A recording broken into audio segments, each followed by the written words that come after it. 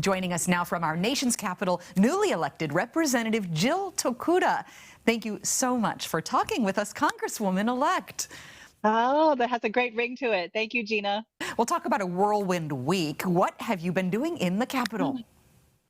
Well, I've been here since Saturday. It is in the 30s right now, so very cold, definitely not warm and sunny Hawaii, but we've been off to a running start, just talking about how we set up our offices, getting to know our incoming members of Congress, meeting existing members of Congress, talking about committees, figuring out how we set up our district offices. It has definitely been like drinking out of a fire hose, but just exciting, inspiring, and just can't wait to get started and get to work. When will you find out about the committees that you're on, and do you have someone that you're targeting? No, absolutely was. Just literally in the past few hours, determinations about the majority minority situation. When we arrived here, that was still very much up in the air. And so, hopeful that in what will be a very tightly divided Congress, going to work really hard to make sure Hawaii gets what it needs, more than its fair share. Our issues focused on.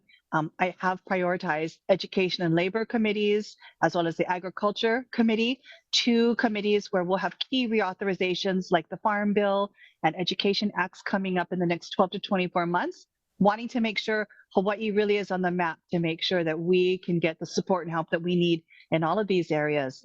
There's a change in leadership just happening today, coming with with Nancy Pelosi stepping to the side in terms of party leadership within the House, one of the most powerful women of all time in the House. How will you lend your voice to the kind of leader who comes up next for the Democratic Party? Well, can I just start by saying it was a real chicken skin moment. It was pretty unprecedented, but they invited the incoming members to sit on the House floor in the chambers while she gave her address and made her remarks. And it really was something to see, and I think a testament to her leadership in really looking forward to the future, acknowledging the fact that it is about building up the bench and supporting people coming up. And that is honestly how we have been received all week. It's been about how we are going to be drawn in, included in the discussions, in the leading of Congress. And I think being able to witness that, what a historic moment, and what a great way to start, our tenure in Congress. And for myself, it really is about how can we add our voice to the national discussion when it comes to making sure that communities of color, so much like Hawaii, women leadership, all of these things, working moms, that we really are there as part of both the discussion and the solutions that we want to see out of Congress.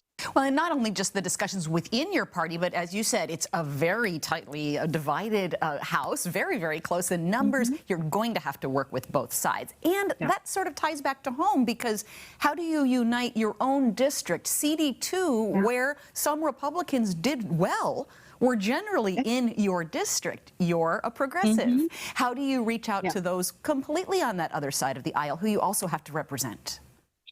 Absolutely. Well, for going out, running for this particular seat, being humbled to be able to have so many conversations throughout our state, communities from Hilo to Hanalei, it really boiled down to the fact that I was running to really fight for kitchen table issues. When you and I both sit down and we have dinner with our families, we talk about the future, we worry about the future, what are those things that are going to make the difference between our kids staying home and having a life here, or becoming, sadly, our greatest export, like what we're seeing? And I will tell you that there are no partisan lines when it comes to caring for our families, worrying about the future, making sure that our businesses have what they need to succeed. And I think really coming around those issues, focusing on those issues and solutions that matter to both red states, blue states, purple states, and everything in between.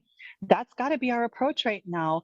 Kitchen table issues are people issues. It's not partisan issues. The solutions that we create will benefit all. It should be about how we lift up all of our communities. And really, that's going to be my focus, especially in this first year. I know there's a lot of learning to do. You've got to approach it with a lot of humility, but at the same time, there's urgency. We've got to work fast now for the sake of all of our families and all of our communities. Well, we wish you the best in the work that you're doing from your district, from Hilo to Hanalei, as you say. Thank you so much for talking with us. Thank you. Aloha.